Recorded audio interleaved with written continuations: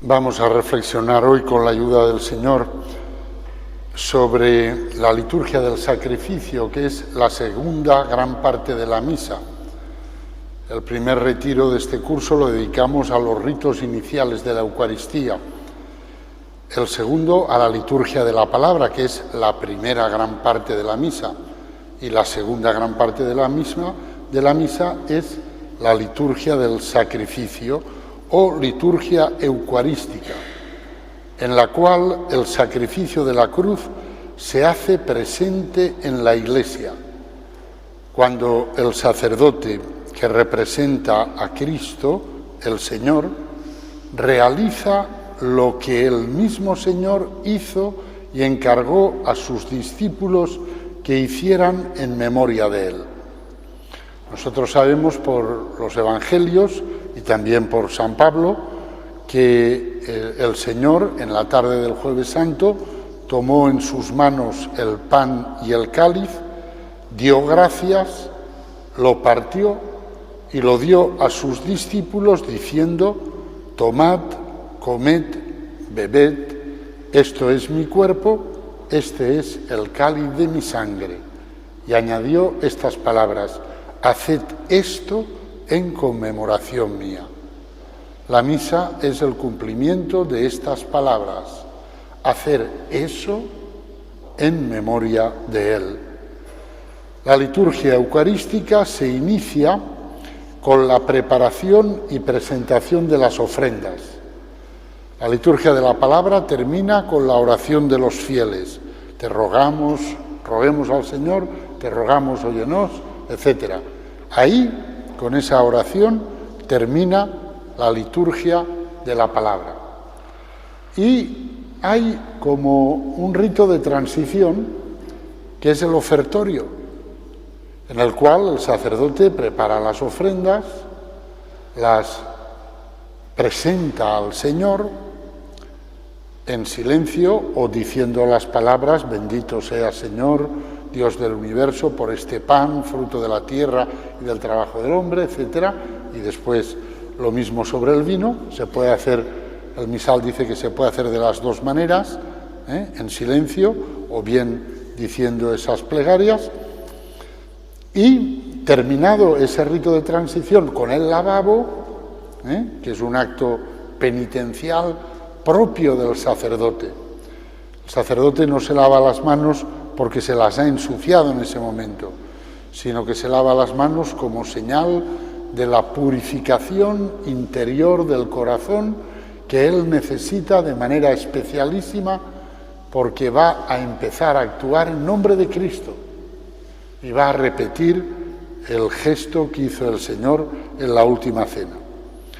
Entonces, terminado eso, se inicia la plegaria eucarística y con ella la liturgia del sacrificio o liturgia eucarística. Se inicia con estas palabras: el Señor esté con vosotros, levantemos el corazón, demos gracias al Señor nuestro Dios. Eso es lo que denominamos el prefacio.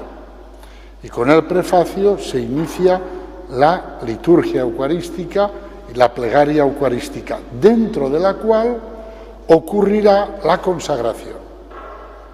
Y al ocurrir la consagración, ocurrirá, como veremos, el sacrificio de la cruz. Se producirá un milagro, una especie de torsión del tiempo, por la cual los que estamos celebrando la Eucaristía nos convertimos en contemporáneos del sacrificio de Cristo en el Calvario. El pan y el vino con los que celebramos la Eucaristía no son dones que están ya listos y preparados por parte de Dios, sino que, como dice el sacerdote en voz alta o en silencio, son fruto de la tierra, de la vid y del trabajo del hombre. La tierra no produce pan, produce trigo, del cual el hombre tiene que sacar la harina y de la harina a su vez tiene que hacer el pan. La viña no produce vino, produce uvas. Y esas uvas el hombre las lleva al lagar, etc. Y al final es el hombre quien saca vino. Por lo tanto, este detalle es interesante, porque significa que en la Eucaristía los dones de la creación, por un lado, que son el trigo y la vid, y por otro lado, el trabajo del hombre, se unen y se ofrecen al Señor. Y el Señor los acepta y se convierte en ellos, o los convierte, mejor dicho, en Él, en su propia sustancia, en la consagración. Por lo tanto, en el pan y en el vino se expresa la creación, porque están hechos con trigo y con vid, pero no solo la creación, también la historia humana, también la cultura humana, también la inteligencia del hombre, también el trabajo del hombre, también la industria del hombre. Y lo bonito es que esos dones se hacen Cristo, lo cual es como un signo de que toda la creación y también todo el esfuerzo del hombre y la inteligencia del hombre y el trabajo del hombre y la cultura humana están llamados a convertirse en Cristo, a hacerse Cristo. Todo ello se convertirá en el cuerpo y la sangre del Señor, y con ello se anunciará y se anticipará sacramentalmente el mundo nuevo que Dios quiere crear, los cielos nuevos y la tierra nueva en los que habitará la justicia, como dice San Pedro, y que el Señor hará cuando vuelva, cuando venga en su segunda venida o venida gloriosa, y le sean sometidas todas las cosas. Y como dice San Pablo en la primera carta a los Corintios, Dios sea todo en todo. Ese es el término de la historia humana. Ahí es donde el Señor quiere que desemboque toda la historia humana. Y eso se anticipa en la Eucaristía. ¿Cómo se anticipa? Por el hecho de que unos frutos de la creación, el trigo, las uvas, y del trabajo del hombre, el pan y el vino, se convierten en el cuerpo y en la sangre de Jesús. De tal manera que la Eucaristía anticipa el mundo nuevo, por el hecho de que en la Eucaristía ya hay dos realidades, el pan y el vino, en las cuales Dios es todo en todo, porque eso es la transustanciación. Desaparece la sustancia del pan y desaparece la sustancia del vino, y en su lugar está el Señor. Eso es como un anticipo del mundo nuevo. Tanto que se habla de progreso, de progresar, de ir hacia adelante. El verdadero progreso es que vuelva Cristo el Señor y que Dios sea todo en todo. Ese es el verdadero progreso. Y ese verdadero progreso lo tenemos cada vez que celebramos la Eucaristía. Se realiza ya en el pan y en el vino. Y nosotros que participamos de la Eucaristía estamos llamados a ser transformados de la misma manera, a ser cristificados, hechos Cristo. El pan y el vino con los que celebramos la Eucaristía designan también de manera simbólica una totalidad de alimento. Cuando queremos decir pues un alimento completo, decimos de manera sintética y simbólica pan y vino.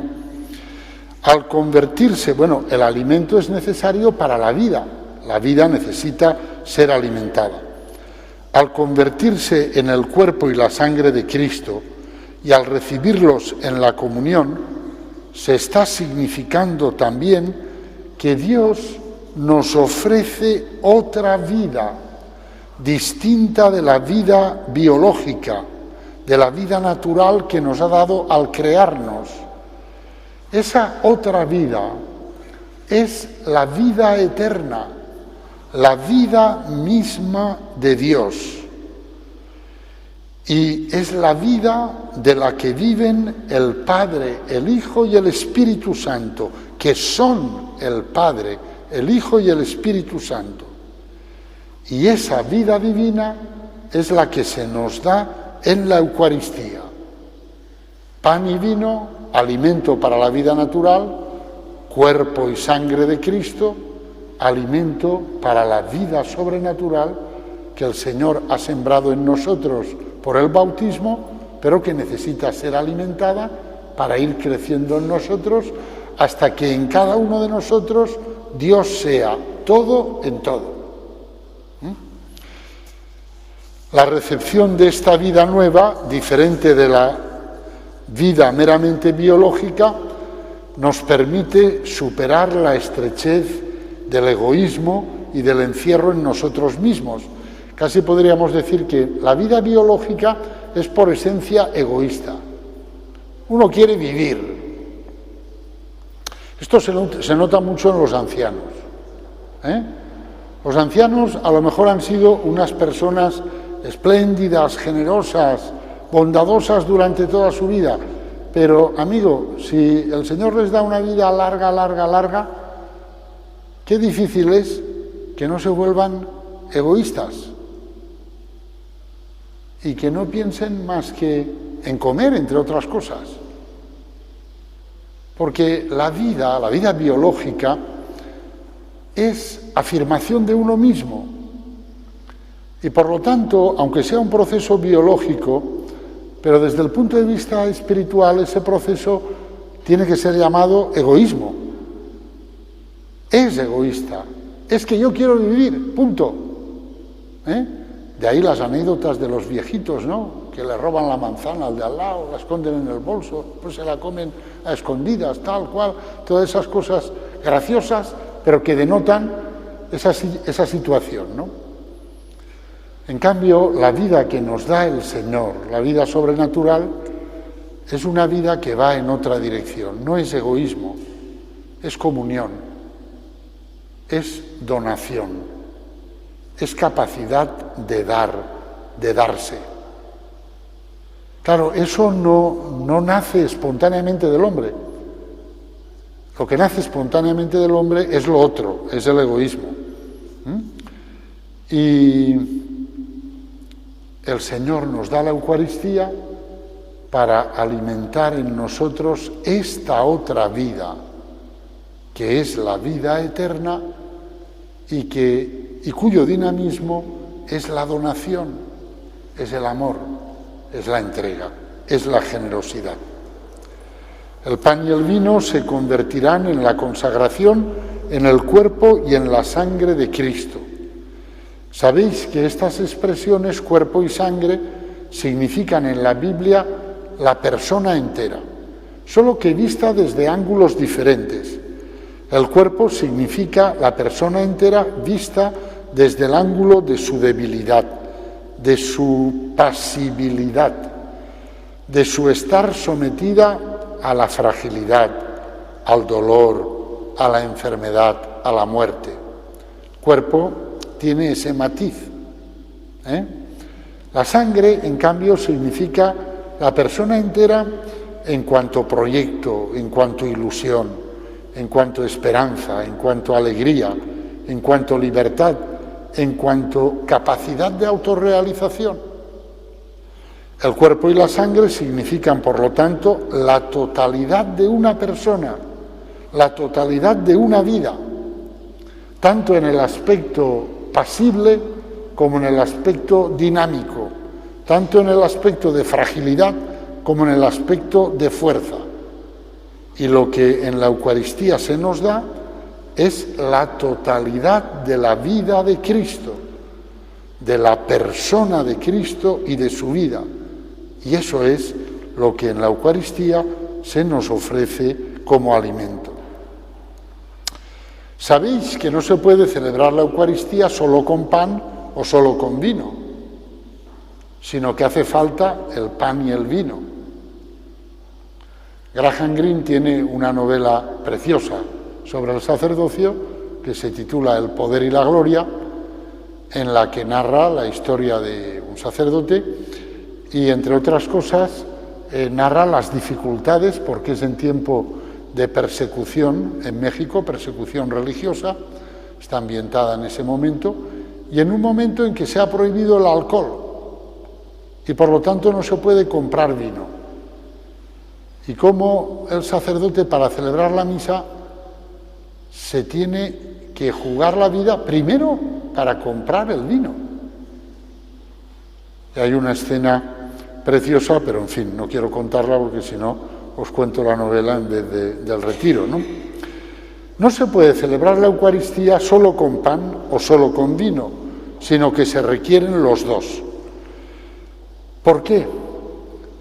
Porque son diferentes, distintos, y en su distinción y separación, aquí está el pan, aquí está el vino, se significa el sacrificio de Cristo, su entrega a la muerte por nosotros.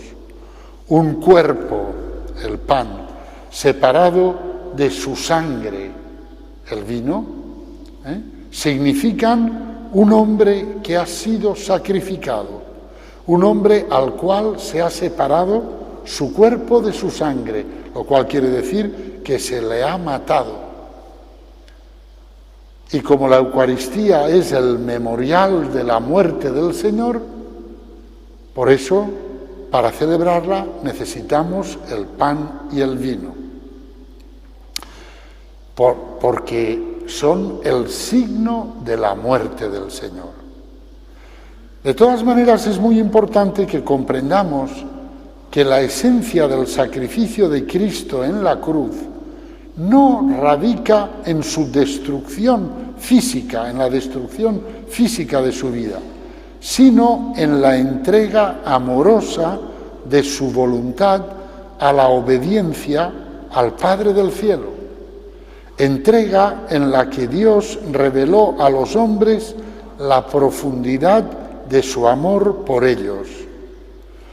Por cuanto que en esa entrega Dios, como explica el Papa Benedicto XVI, se puso en contra de sí mismo al entregar a su propio Hijo a la muerte por nuestra salvación.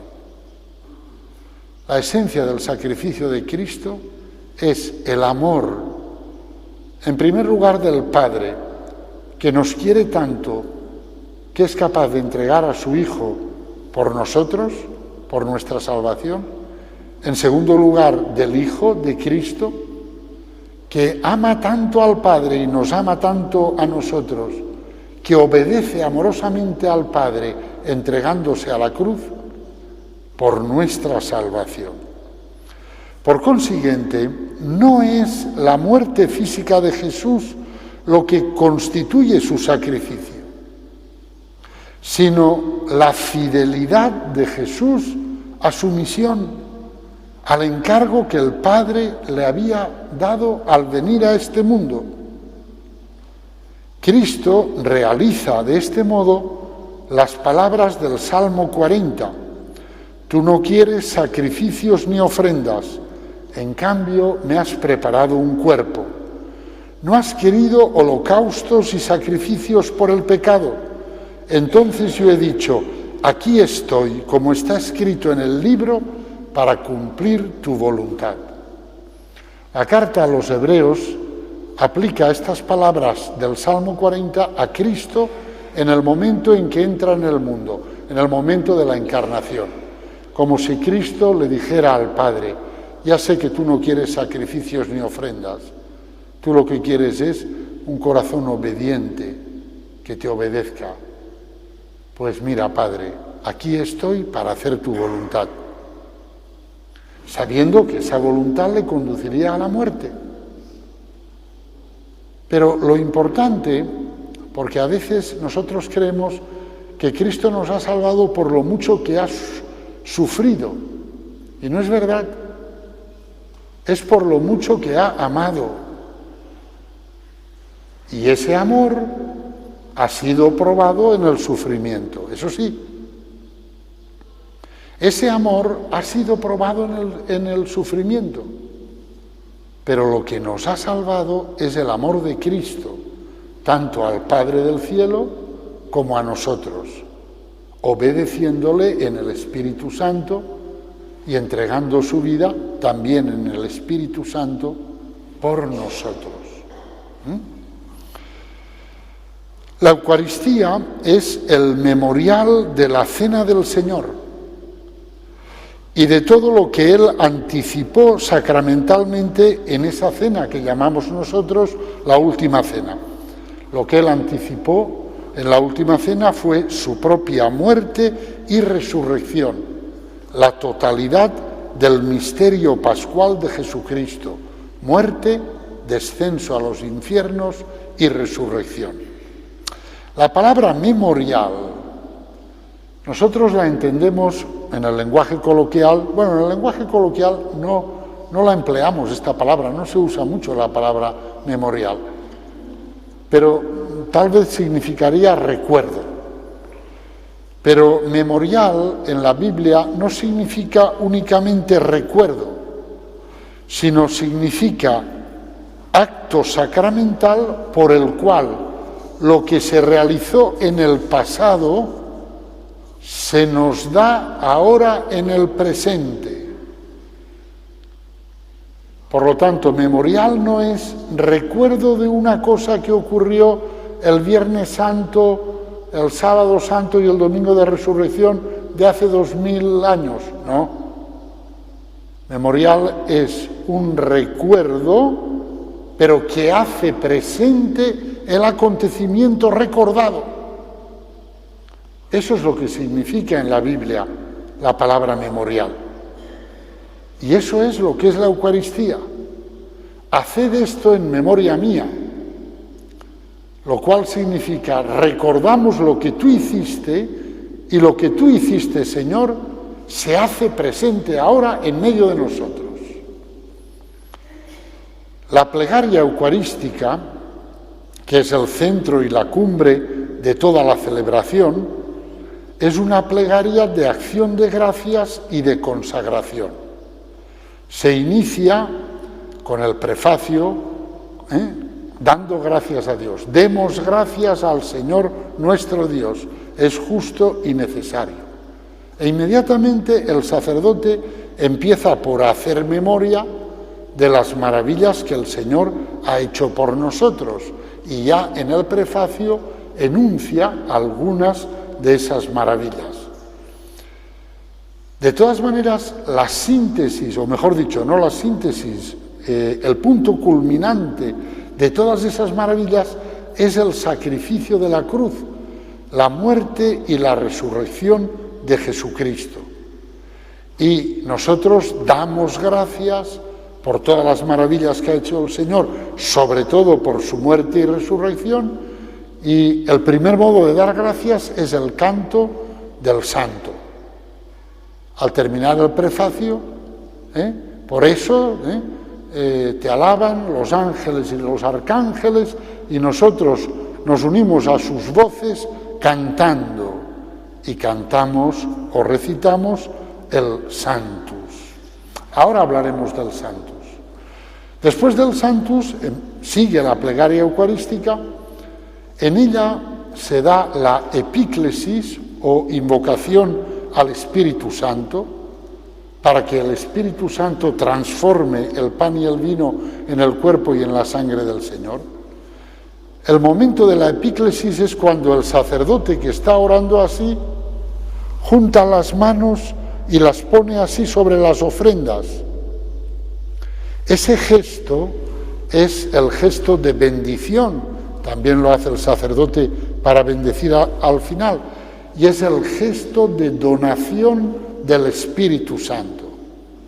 Es el gesto que se hace en el sacramento de la confirmación, imposición de manos con una oración.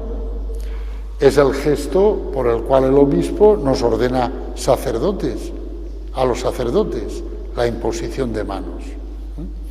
El sacerdote realiza ese gesto mientras recita la invocación al Espíritu Santo, que técnicamente se llama epíclesis, suplicándole que el pan y el vino sean convertidos en el cuerpo y la sangre de Cristo. Evidentemente, en el pan y el vino estamos cada uno de nosotros. Cuando uno va a misa, uno se tiene que poner siempre en el pan y el vino. Lo tiene que hacer él. Él en su corazón le tiene que decir al Señor: Señor, yo me pongo en este pan y me pongo en este vino. Y de la misma manera que este pan y este vino se van a convertir en ti, en tu cuerpo y en tu sangre, que yo también me convierta en ti, que tú seas todo en mí, que en mí no haya nada distinto de ti, nada opuesto a ti. Eso es fundamental. ¿Sabéis? Lo más importante de la Eucaristía, lo que tenemos que aprender todos, el sacerdote el primero, pero todos los que participamos en la Eucaristía, lo que tenemos que aprender a lo largo de la vida es a hacernos pan y vino, o sea, a hacernos ofrenda, hostia de alabanza a Dios. Eso es lo que tenemos que aprender. Y eso lo tenemos que hacer en cada Eucaristía, de tal manera que cuando el sacerdote ponga sus manos sobre el pan y el vino, invocando al Espíritu Santo, como yo me he puesto en el pan y en el vino, esa invocación sea también sobre mí, para que yo también sea convertido en el Señor, en Cristo, para que todo mi ser vaya convirtiéndose en Él, en lugar de su presencia en medio de los hombres. Después de la epíclesis, el sacerdote relata la institución, el cual, la víspera de su pasión, tomó pan en sus santas y venerables manos y, elevando los ojos al cielo, hacia ti, Dios Padre Todopoderoso, te bendijo, lo partió y lo dio a sus discípulos, diciendo, y ahí vienen las palabras de la consagración: tomad y comed, tomad y bebed, etc. Después, la plegaria eucarística sigue con la anamnesis, que significa el recuerdo de la bienaventurada pasión, muerte y resurrección y ascensión de Jesucristo al cielo. Si os fijáis, en todas las plegarias eucarísticas están estos elementos que estoy diciendo, aunque las palabras varían de una plegaria a otra. Unas plegarias son más explícitas, más largas, lo dicen con más detenimiento, otras lo dicen de una manera más sintética, pero todas lo dicen. Después hay también varias intercesiones en las cuales Cristo, por boca del sacerdote, ora por la salvación de todos los fieles, de los vivos y de los difuntos. Y finalmente la plegaria eucarística, y con ella la liturgia del sacrificio, termina con la doxología final. Doxología es una palabra técnica, digamos, en el lenguaje litúrgico teológico, que significa glorificación. Y esa glorificación es cuando el sacerdote coge el cuerpo y la sangre del Señor, los eleva y dice: por Cristo, con Él y en Él, a ti Dios Padre Omnipotente, en la unidad del Espíritu Santo, etc., todo honor y toda gloria, por los siglos de los siglos, y respondemos ese amén, que es el amén más importante de toda la misa. Amén quiere decir en verdad, quiere decir esto es verdad, y adhiero a esta verdad. Bien, volvamos ahora al punto donde nos habíamos quedado, porque hemos hecho el recorrido global por la plegaria eucarística. Nos habíamos quedado en el Sanctus, la primera acción de gracias que se hace dentro de la plegaria eucarística a Dios después de haber enunciado en el prefacio de manera sintética los motivos para darle gracias.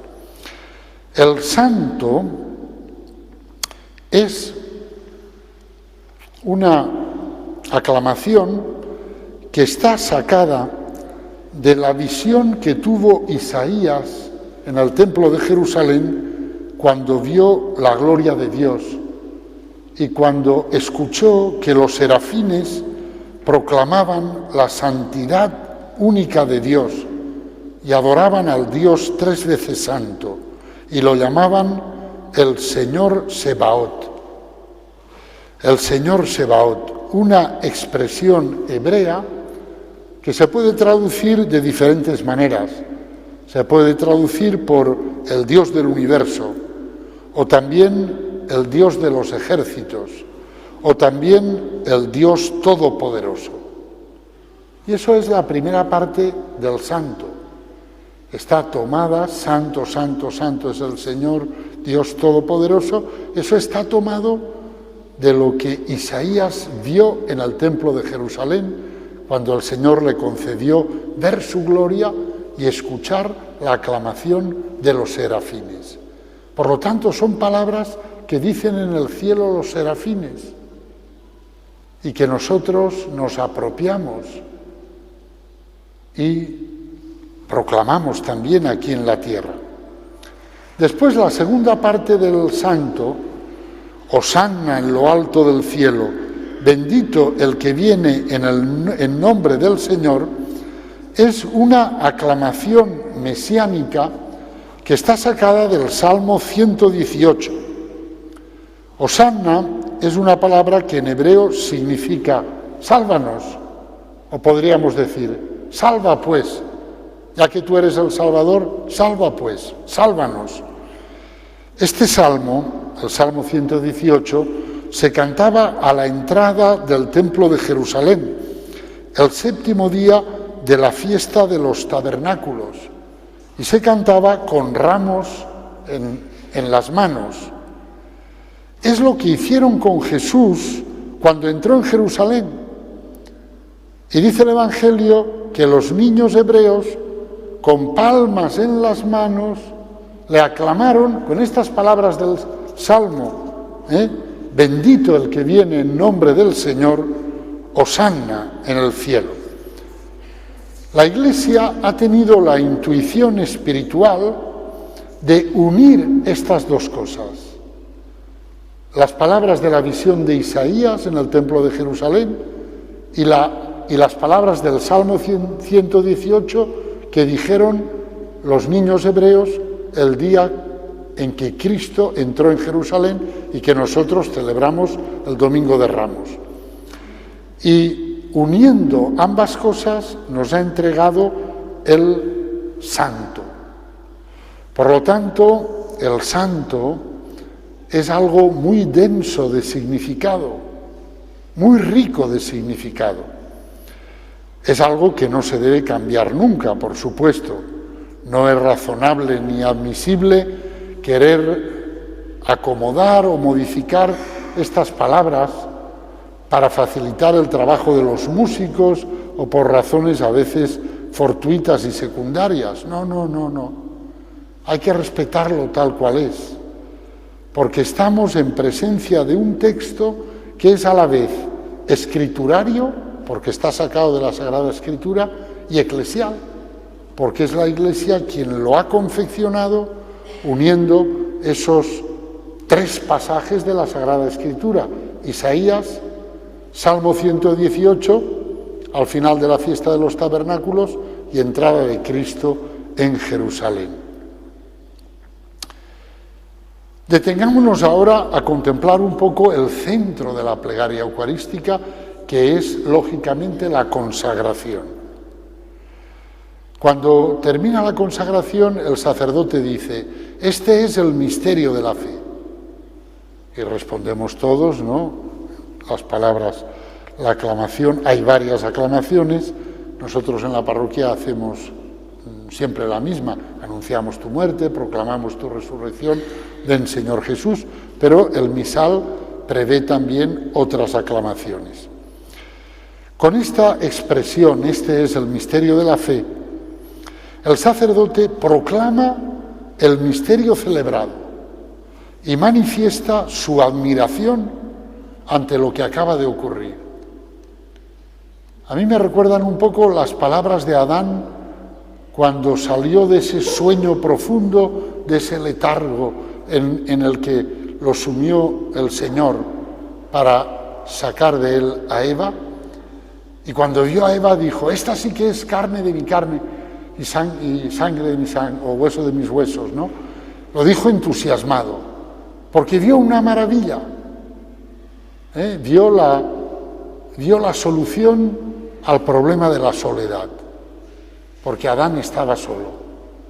Y la respuesta a ese problema que le dio Dios fue Eva.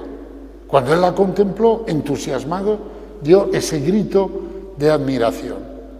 Bien, aquí el sacerdote contempla a Cristo y da otro grito de admiración, porque Cristo es la respuesta al problema mucho más terrible que la soledad, que es el problema de la muerte.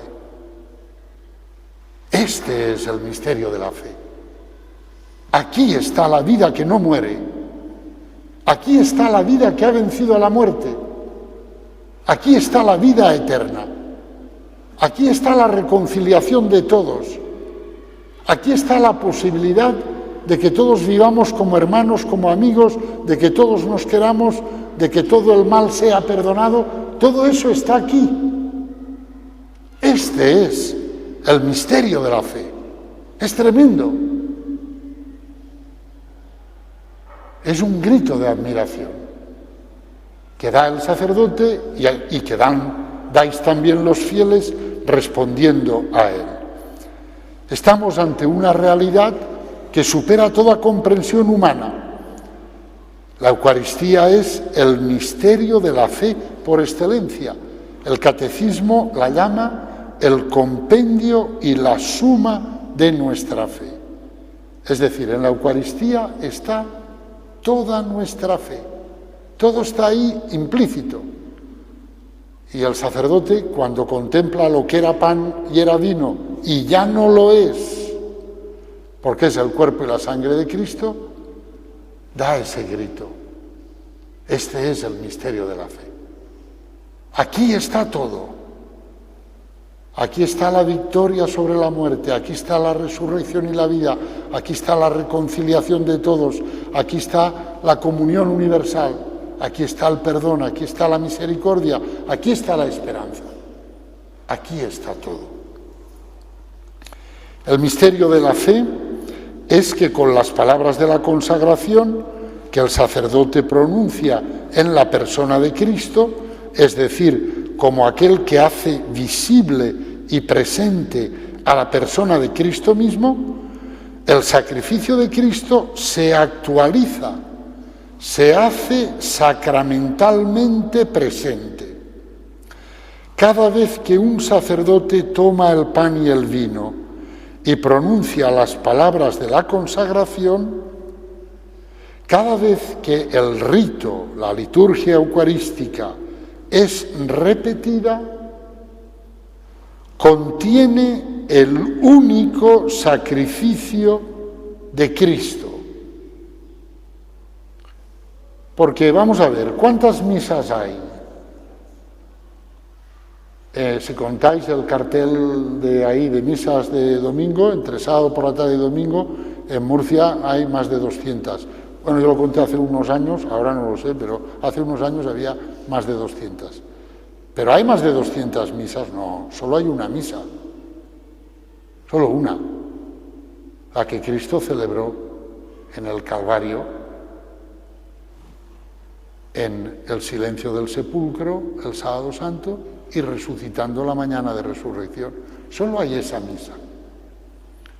Y ese único sacrificio cruento, en el cual el Señor entregó su vida sufriendo, ese único sacrificio cruento se hace presente en el rito incruento de la Eucaristía. Y cada vez que se celebra la Eucaristía, se hace presente la única misa, el único sacrificio, de Cristo. Este sacrificio cruento que ha partido de un punto del tiempo, aquel Viernes Santo, aquel 14 de Nisan del año, bueno, los historiadores pues discuten si 33, 30, da lo mismo. Aquel día, aquello que pasó en aquel pequeño monte llamado Calvario, aquello que pasó allí se hace presente en su integridad en el momento mismo en que se pronuncian las palabras de la consagración. Estas palabras no desgarran de ningún modo a Cristo separando su cuerpo y su sangre. Eso ya ocurrió hace 2000 años. Y eso que ocurrió hace 2000 años es lo que se hace presente en cada misa. Y en cada misa ocurre esa especie de curvatura del tiempo por la cual entramos a la misa después de escuchar la palabra de Dios, cuando empieza la liturgia del sacrificio, en el momento en que el sacerdote dice las palabras de la consagración, es como si todos nosotros estuviéramos en el Calvario al pie de la cruz, con la Virgen, con San Juan, con las demás mujeres que estaban allí un poco más lejos. Eso sucede en cada Eucaristía. La Eucaristía es la repetición del rito incruento del sacrificio cruento, la repetición del sacrificio cruento en el rito incruento. En la misa, en el momento de la consagración, entre las dos consagraciones, la del pan y la del vino, tenemos el sacrificio cruento único de Cristo, sin el cual nadie será salvado. Ese sacrificio se hace presente, está ahí presente, pero no bajo la modalidad de memoria de una cosa que pasó, sino que está realmente presente. Y nosotros en ese momento estamos realmente al pie de la cruz sangrante, solo que de manera incruenta. Como dice una oración de la liturgia, cada vez que la conmemoración de esta ofrenda es celebrada, se realiza la obra de nuestra salvación. Por lo tanto, se realiza la muerte y resurrección de Jesucristo, el misterio pascual entero. El rito incruento está llamado a representar, o sea, a volver a hacer presente el sacrificio cruento, a perpetuar su memoria y a aplicar su fuerza salvadora. El Señor, el Viernes Santo, abrió la fuente de la misericordia. La fuente de la misericordia es su corazón desgarrado en la cruz. De ese corazón brota la sangre y el agua, bautismo y Eucaristía. Y cada vez que celebramos la Eucaristía, abrimos la fuente de la misericordia. A mí me dijeron hace años, no lo he podido verificar si es verdad o no, pero tendría su sentido, que en alguna ocasión la Iglesia le ha pedido a algún sacerdote: vete a tal punto del desierto donde no hay ningún cristiano y celebra la Eucaristía allí todos los días. No lo he podido verificar si eso es verdad o no, pero en cualquier caso, ¿qué sentido tendría? Abrir la fuente de la misericordia para que cualquier despistado que pase por allí se pueda encontrar con la misericordia, con la salvación, porque esa salvación es la cruz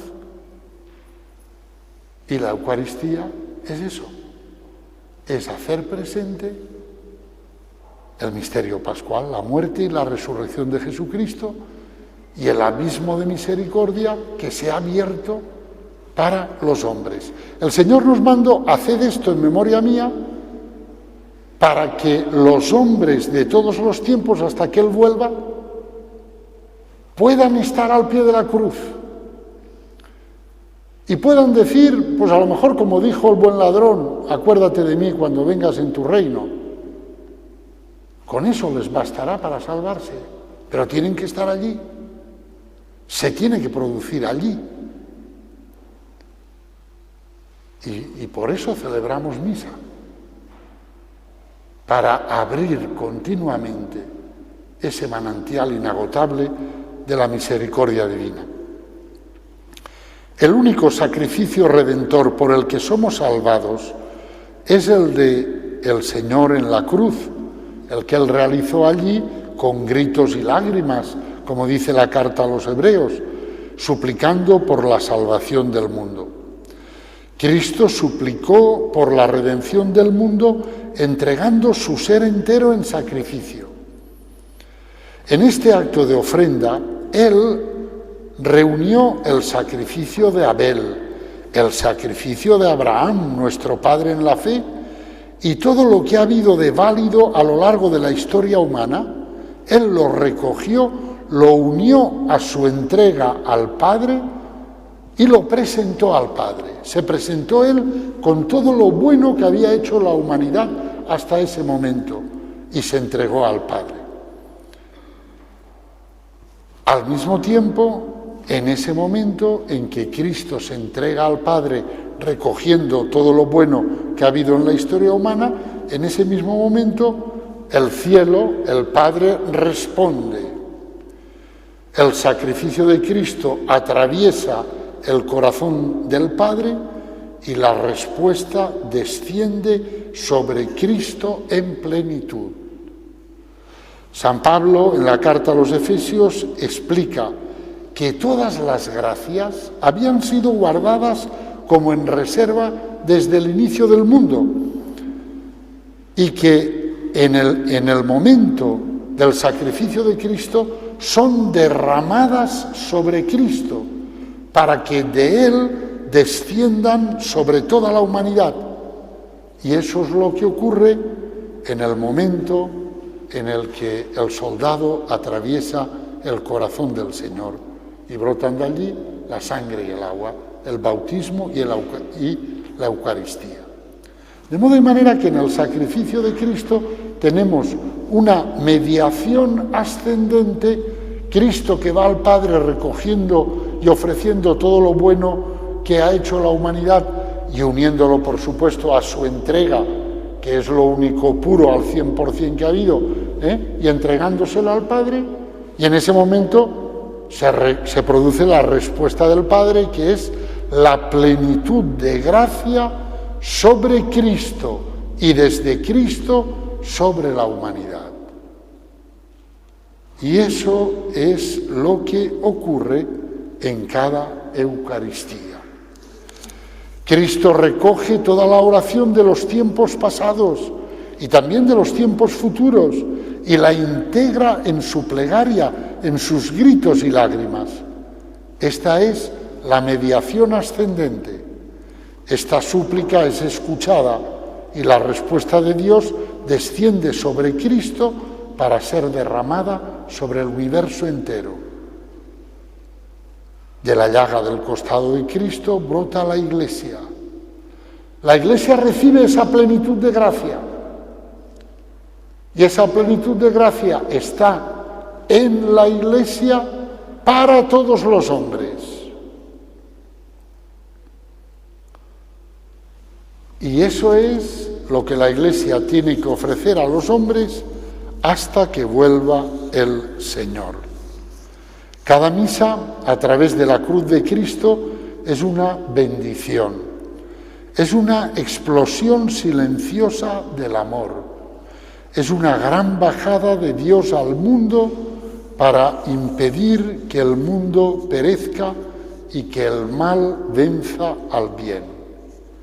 Y cada misa provoca en una parte escondida del mundo una respuesta de amor que a través de la cruz de Cristo sube hasta Dios. Cuando yo iba a ser ordenado sacerdote, le escribí a un amigo monje cisterciense y le dije, escríbeme una cartita que yo la pueda leer los días antes de la ordenación, que me sirva un poco para prepararme y tal cual. Y me escribió una cartita. Solo me acuerdo de una cosa de esa carta. Se me quedó grabado desde el principio. Me dijo, nunca creas que celebrar la misa tú solo es un absurdo, que no tiene sentido. Nunca creas eso. La misa siempre tiene sentido. Siempre realiza la salvación del mundo. Siempre suscita una respuesta de amor. No te creas que si estás solo no tiene sentido decir misa. Me sirvieron mucho esas palabras, porque después, por distintas circunstancias de la vida, han hecho que bastantes días haya celebrado, por la gracia de Dios, la Eucaristía yo solo, sin nadie. Pero tiene razón el monje cisterciense, porque es lo que nos enseña la fe de la Iglesia. La Eucaristía es abrir la fuente de la misericordia. Y amigo, si tienes el poder de abrir la fuente de la misericordia, ¿cómo no la vas a abrir todos los días? Es que no hay nadie. Da lo mismo. Cuerpo místico de Cristo. Comunión de los santos. Tú abre la fuente y el agua correrá. No pretendas controlar.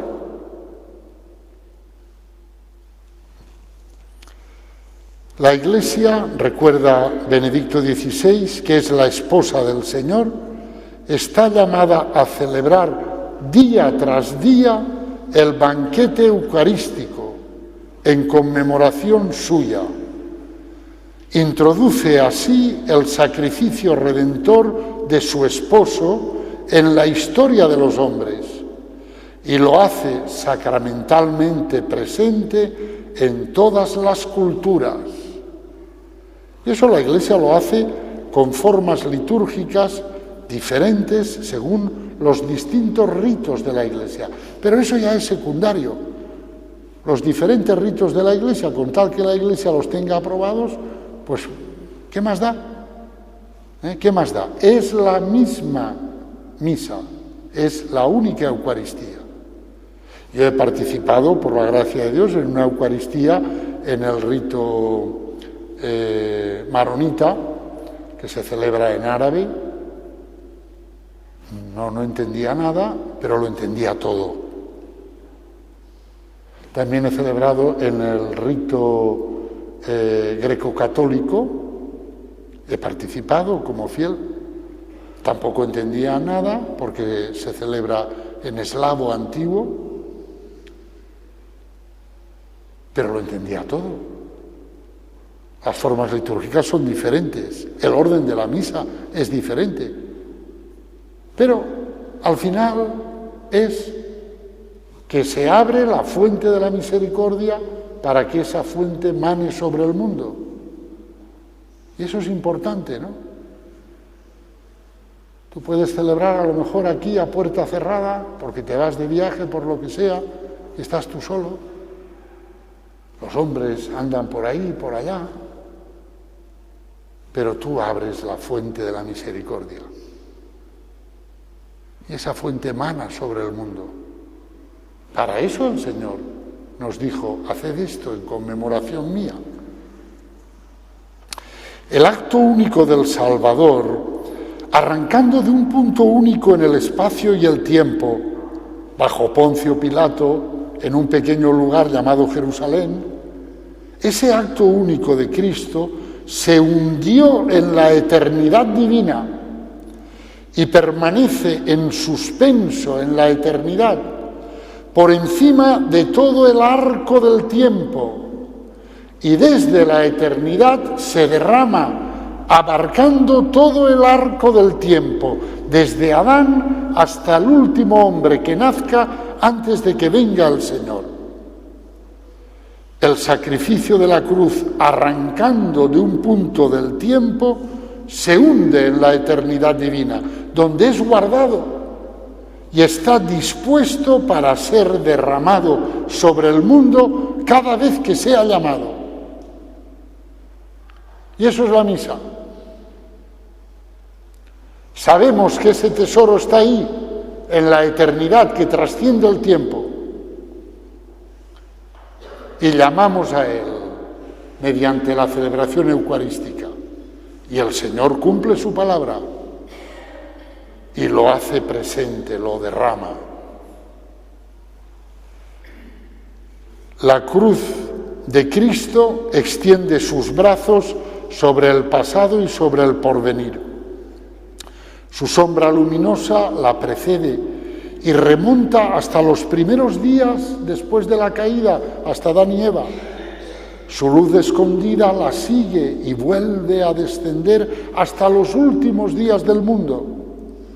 Cristo es sacerdote. El oficio del sacerdote es dar el pueblo a Dios y dar Dios al pueblo. Y la cruz es el lugar de paso de toda la oración del mundo hacia Dios y de toda la respuesta de Dios al mundo. La cruz está guardada en la eternidad. Es la más espléndida estrella de las misericordias divinas.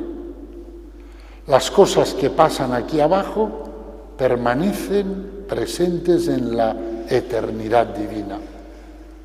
La ofrenda del Salvador ha partido de un momento del tiempo y de un punto del espacio, pero se ha sumergido en la eternidad divina donde está siempre viva.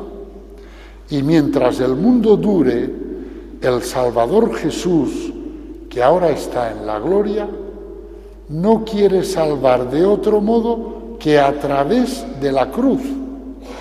Y en un determinado momento hay un rayo de la cruz sangrante que viene en medio de nosotros, envuelto en la dulzura del rito litúrgico, que es incruento.